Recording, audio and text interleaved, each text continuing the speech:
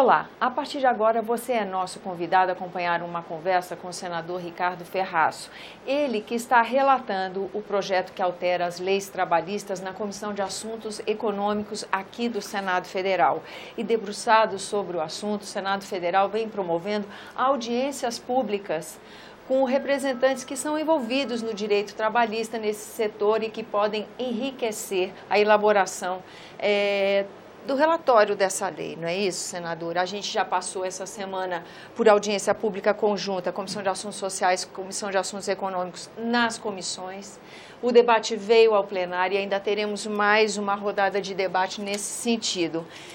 Como é que o senhor está vendo essa iniciativa? Como é que isso tem colaborado com o seu trabalho? Os debates estão se sucedendo e eles são fundamentais para que nós possamos estabelecer o contraditório necessário, porque nós estamos legislando em torno de uma matéria que é de 1943, portanto, há mais de 70 anos, em que pese, nesse período, a consolidação das leis trabalhistas terem sofrido algumas pontuais e até importantes correções. O fato objetivo é que esta lei ela foi editada numa outra circunstância, numa outra conjuntura econômica, numa outra conjuntura política, social, no momento em que o Estado, como governo, ele tutelava a vida das pessoas nas suas relações individuais, nas suas relações coletivas, e nas suas relações também no mundo do trabalho, que mudou muito de lá para cá. O Brasil não é mais um país apenas rural, o país é hoje, sobretudo, urbano. A economia é globalizada, não é?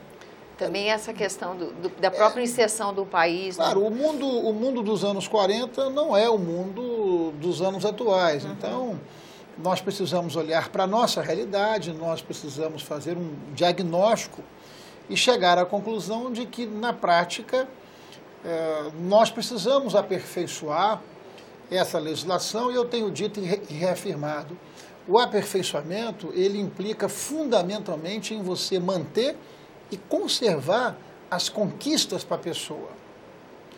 São conquistas importantes, que estão todas elas consagradas no artigo 7 da Constituição Federal, em seus 34 incisos, todos os mais fundamentais. E esta mudança, ela não pode alterar, muito menos violar. E não é isso que está sendo proposto, até porque uma lei ordinária, ela não pode alterar aquilo que está determinado na Constituição Federal. Mas nós precisamos, sim, fazer esse debate, estamos fazendo na Comissão de Assuntos Econômicos, na Comissão de Assuntos Sociais, depois na Comissão de Justiça, porque mundo afora nós observamos que existem experiências bem-sucedidas que nós precisamos olhar. Nem tudo que o mundo pratica pode ser razoável para a nossa realidade, mas à luz da nossa realidade, das nossas características, com os nossos desafios, nós precisamos olhar para aquilo que tem dado certo em alguns lugares, que tem prosperado e tem proporcionado oportunidade para as pessoas. Né? E aí vem uma grande, entre tantas interrogações, esse é o momento adequado para nós fazermos isso? Realmente isso é uma pergunta. Né? Quer dizer, qual é o momento adequado? Quando nós vivíamos o pleno emprego, nós não tínhamos necessidade porque nós íamos muito bem, obrigado. E agora nós estamos mergulhados numa recessão e numa crise econômica com elevado reflexo social, nós não podemos fazer.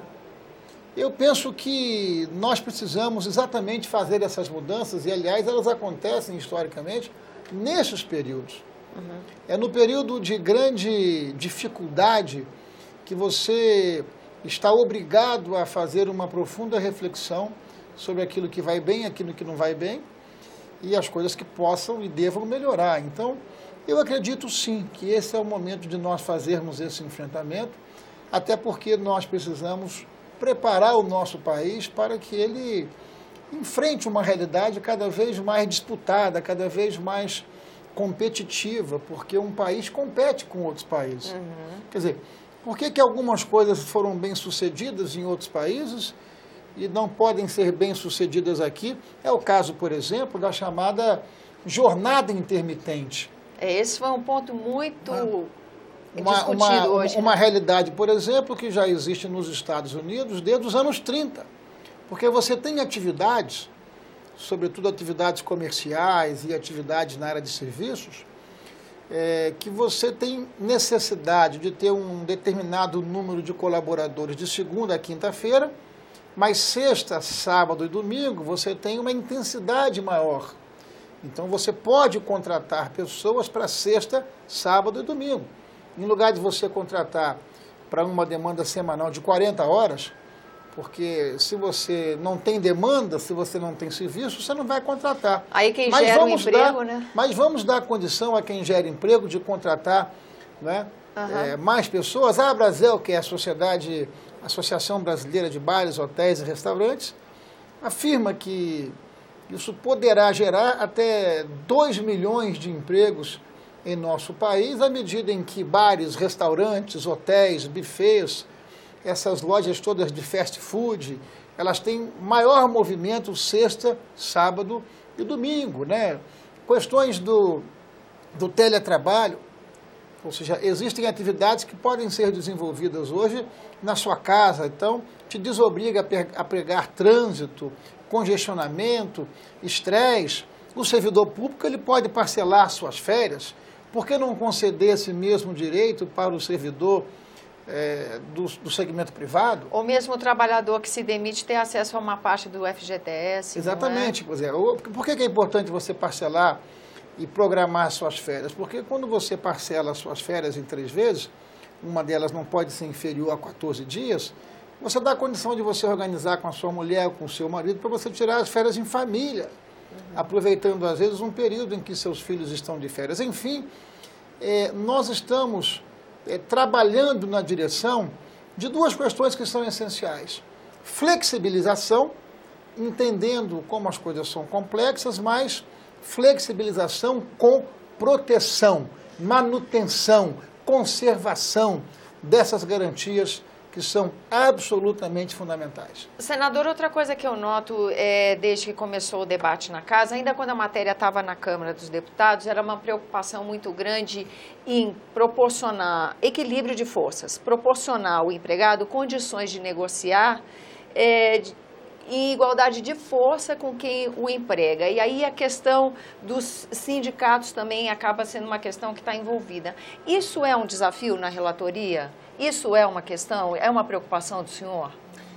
Mais que preocupação, é um desafio.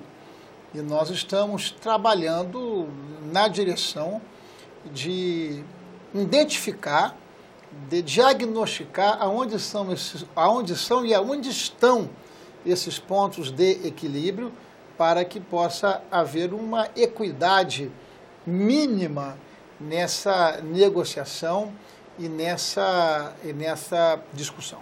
E nesse ponto, esse também é um conceito que tem que ser atualizado?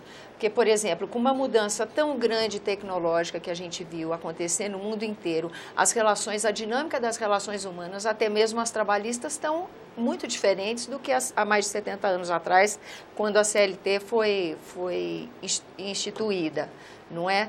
Essa atualização também chega na questão desse equilíbrio de forças, de atuação do sindicato, qual seria seu papel, como seria, por exemplo, o acordado sobre o legislado, é outra questão que aqui se discute muito. Há uma grande apreensão de que isso prejudique o trabalhador.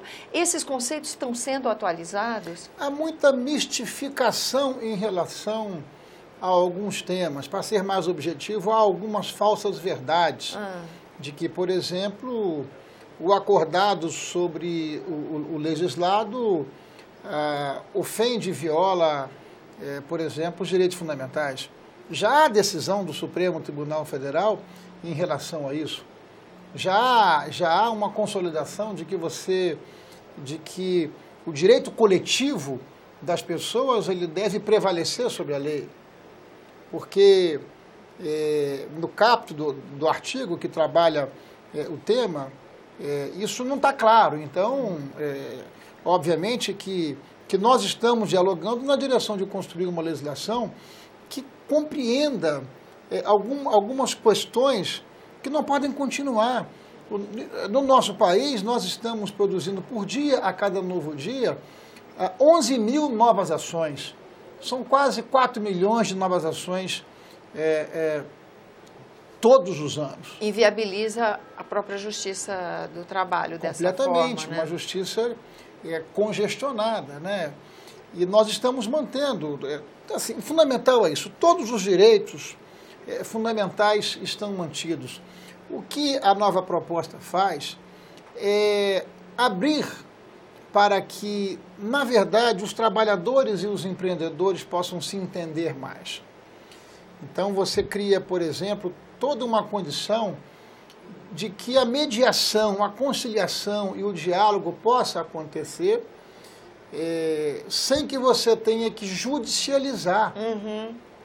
A judicialização, isso também agiliza, né? A judicialização, claro que agiliza e resolve. Uhum. Você tem um conflito, às vezes, numa fábrica ou numa atividade comercial, não importa. Quer dizer, por que judicializar se você pode resolver isso na negociação, no entendimento, na conciliação? E aí é fundamental que existam regras que possam, na prática, criar um ambiente de equilíbrio entre as partes que vão negociar. Essa é uma preocupação que seguramente estará me acompanhando ao longo desses debates. O tempo todo. Senador, hoje na abertura dos trabalhos nessa sessão aqui no plenário, sessão temática, a gente viu na sequência 2 depoimentos. Um juiz de primeira instância que já tinha sido trabalhador, inclusive quando menor de idade, tinha sido empresário, tinha sido professor, concursou, chegou ao cargo de juiz, quer dizer, ele já passou por muitas perspectivas nessa dinâmica das relações do trabalho, que se mostrava favorável a essa iniciativa, ressaltava a sua necessidade mesmo.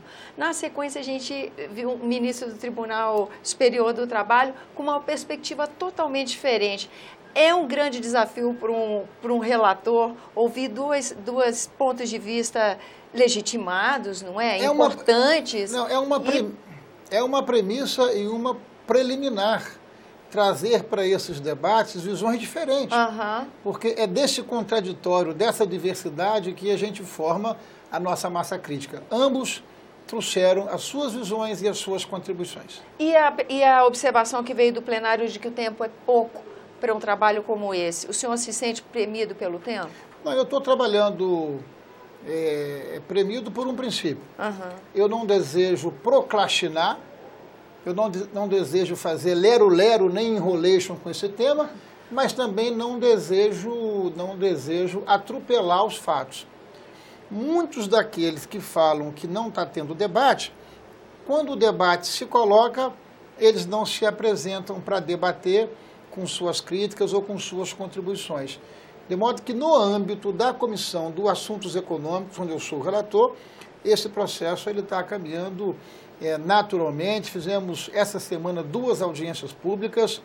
Na próxima semana vamos fazer mais 2 audiências públicas, mas ao fim e ao cabo há um esgotamento desse debate. E aí é hora de apresentar o trabalho. Tá certo, senador, agradeço a sua presença Obrigado. Aqui no nosso programa, agradeço também a você que nos acompanha, lembrando que esse é o programa Argumento e você é nosso convidado a fazer sugestões e críticas ao trabalho da TV Senado pelo 0800 61 22 11, ligação gratuita. Lembro também que há a possibilidade de rever esse e outros dos nossos programas usando o endereço eletrônico senado.leg.br/TV.